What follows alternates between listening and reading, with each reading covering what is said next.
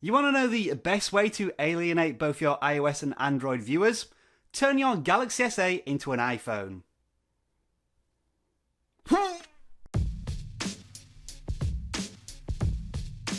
Now, some of you may argue that I've already made a horrible mess of my Galaxy S8 with this home screen.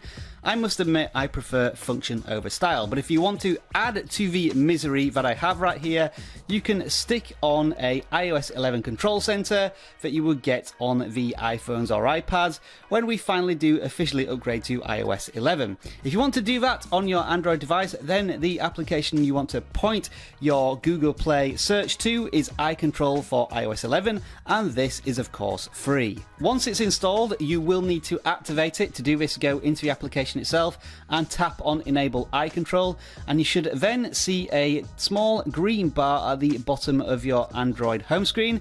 To activate the control center, simply swipe up on that green bar and you'll see this iOS 11 themed control center.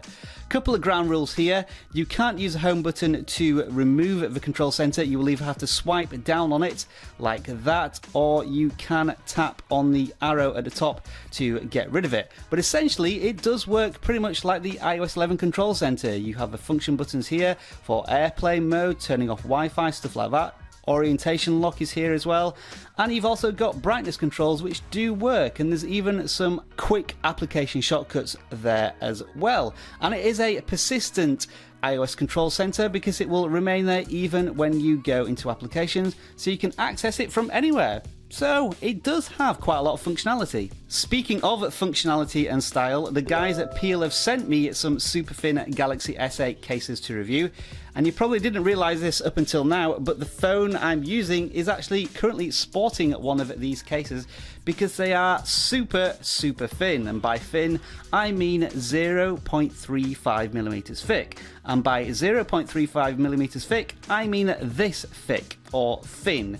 It is the thinnest case I've ever seen on a device. And what these are designed to do is not necessarily protect your phone from drops.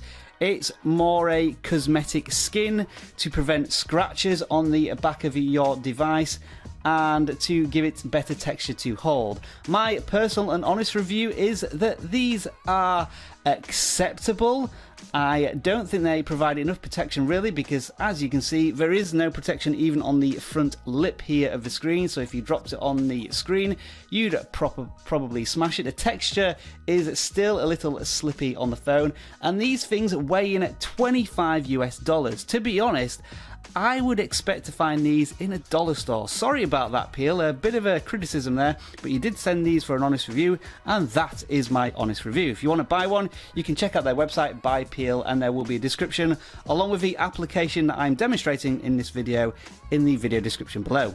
And now back to the iOS 11 control center for Android. There's quite a lot of customization options in this application. For example, you can customize the background here by changing it to, say, a star field, and you should be able to see now that that's immediately applied to the application.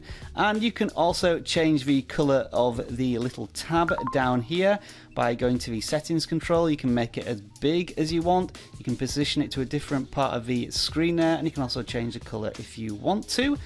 And finally, you can add more applications if you want to down at the bottom of a control center. So I've already added 3 here. And if you really want to, you can be ironic as possible and add AirShow to your control center on your Android device via an iOS 11 control center.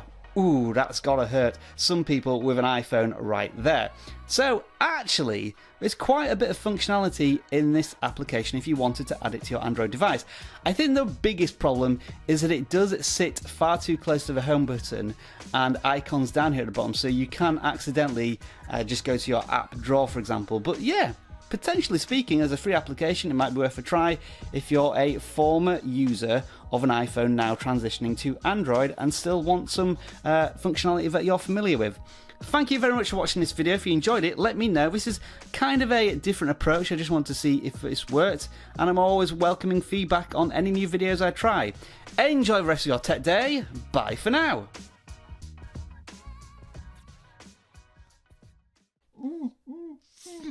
Blah!